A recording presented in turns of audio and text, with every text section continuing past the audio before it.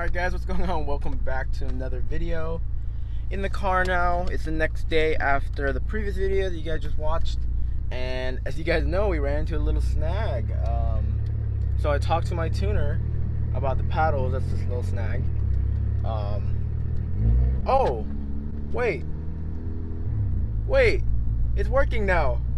What the heck? It's working now. What the heck? Okay, well, that's odd. Well, okay, I have two hypotheses. What the heck, though? Hold on, this is crazy. Look.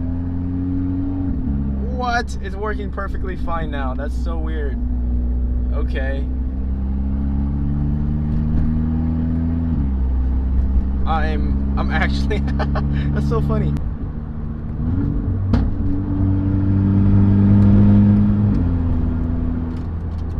Well, I was gonna say I'm headed over to WRD right now to, oh, there's a highway patrol, rest in peace.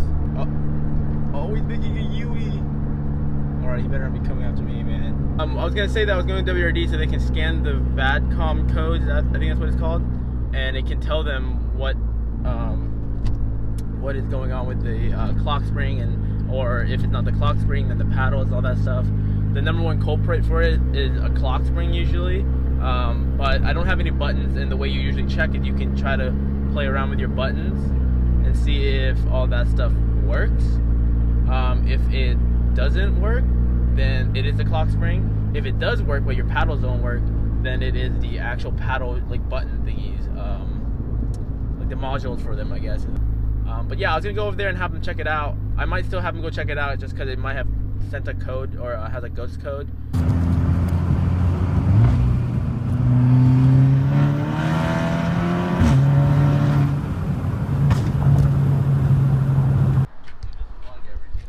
Huh?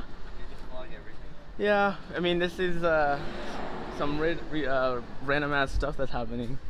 So it's probably the clock spring going out. Yeah, I made it to WRD. Alright, Nigel's gonna plug in the VADCOMs and see if he can find anything on it, but pretty sure it's clock springs, but it's okay. They're pretty easy to do. And it's like 140 bucks for the parts if you do OEM. You need it? Really? You need a key? Can't you just like mentally like turn the car on? I mean, what was the code you said about, was it again? Something about steering module? Yeah, it was like implausible signal. Yeah, so that sounds like the steering wheel is tripping out a little bit when, you know, the signal, the wiring, whatever. Measure so start the car and then go into the measuring blocks and find the one for the steering. So now what Nigel is trying to do is find the steering angle sensor and see if he can figure out if there's something going on when we're turning the wheel and all that, like wiring wise. So Flames yet? that's funny, right? So I'm actually not. I went yesterday and did it because I think the tune just isn't finished yet, and he's having trouble trying to get the flames to work with the normal thing. So, you know, of course, as a good tuner should, he said fuck the flames for now. And it pops way less too right now, but like, again, I don't care about that right now. I would say it's good that it pops less. Yeah, I mean, yeah. You popped a lot. I pop a lot. But okay, anyways, Nigel said that the angle seemed to be fine. Most likely because I flashed ECU like literally 3 times in like 30 minutes. The battery probably just like for some reason reset it. We had the battery disconnected also yesterday. That too, yeah. So it could have been the fact that it was all disconnected and it wanted to reset itself, the paddles, for some reason. I don't know. These cars, man, German cars are kind of weirdly smart and dumb at the same time. I would just worry about it if it comes back. Yeah. If it comes back, then you kind of know it's the clock. Right. So right it's now, good. It's like, yeah, it's a code. So WRD has some smoked out Golf R style taillights over there. That's their prototype WRD stuff, and I've been eyeing that for the last like hour now. So we'll see what we can do. I'm gonna miss the little dinosaur stuff on it though, but Sounds like you can ask my dinosaur pin. All right, we have Nigel in the car. I'm gonna let him drive this car eventually, but for right now, because of the whole tuning revision stuff and not being able to do it pull correctly, whatever, I cannot speak sometimes, man. I really cannot. It's the Asian in me, man. Show him like 1 or 2 pulls and see how he feels about it, because he's had and will have and will also have an IS38 Mark 7 and a bigger turbo IS3870 eventually, or sorry, a bigger turbo Mark 7 as well. So he'll give us a little rundown on how it feels compared to IS38, because I've never been in a IS38 or any car faster than my, I'm gonna say my So beam. take it right. Take it right here. Yeah. Now this is the road we normally do pulls on. Okay, we'll go down one time, Yeah. and then just make sure there's no nothing to look out for, like no cops sitting there, and then we'll come back. And I've never seen a cop. they're like it's like this, like right now, like a bicycle. That's an acceptable casualty. Oh, see, went all weird for a second.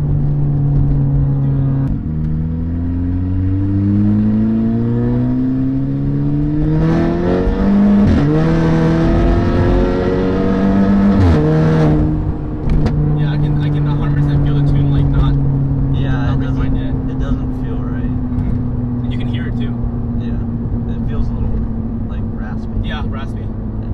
Yeah. Because I was trying to explain it to my tuner too. I was like, it sounds too raspy for the turbo to be working like Yeah. full potential, or like like that here. I don't know how to explain it. It could be the exhaust too. I mean, your exhaust and my exhaust are different. You are catless also. Huh? Catless does make things raspy. Yeah. But even on stage 2 E30, like when I was running my the best tune I had it, I was never that raspy. And I thought the bigger turbo would make the car less raspy too, because of how much stuff is flowing. But yeah, it's not done yet, like I said. But faster, right? Yeah. Definitely faster than the. I would say when it's fixed, you could probably roll with IS38s. Really? Like if they're APR tuned, if they're like sneaky, no. But if it's like an off the shelf tune, yeah. Alright. We're not done with the setup either, so that's gonna be kind of fun. Look at that guy. He probably heard it.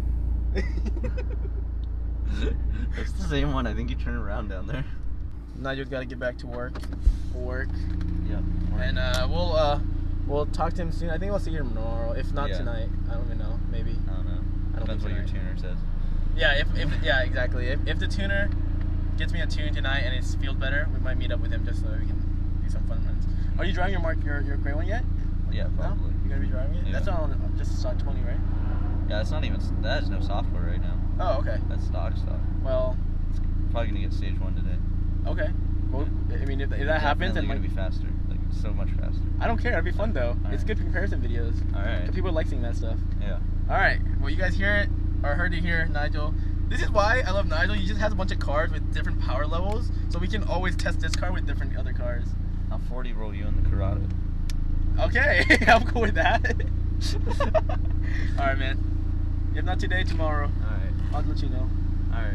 All right, so there you guys have it. That's Nigel's reaction of the first couple of pulls on this car. Again, we've discussed it many times on the vlog now. It is not done yet. The revisions are not done, and him being experienced, he's even said that it feels more like just a standard KO4 right now, where it almost feels like the car wants to be pushing more, like the turbo wants to be pushing more, because of the way it sounds. But I don't know. I'm not a tuner, so I don't know what the logs really look like, or how it looks like from the log. I just know that I'm peaking at around 22, 23, and tapering to about 21, 20. So that's like still around stock KO, not stock, sorry. Well, yeah, it was like stock. Like I remember my KO3 was hitting around that. Apparently, that's what it says on the Cobb. That's what Cobb says, that it was peaking around the same boost pressure as I used to peak at. So, being said, I know for sure that the timing is way higher, like more advanced timing than before. I don't know anything else about it. So without further ado, I'm gonna say goodbye to you guys for today. I'm glad we figured out the paddle shifter thing. Like I told you guys, nothing was really wrong about it. Just the fact that perhaps the battery, we can reset it, or I don't know. But thanks you guys for watching today. Make sure to subscribe and hit the bell notification if you want, because we are going to be posting a lot now on this new turbo setup. And again, we're gonna be going to Big Euro. You guys already know that. Peace, guys.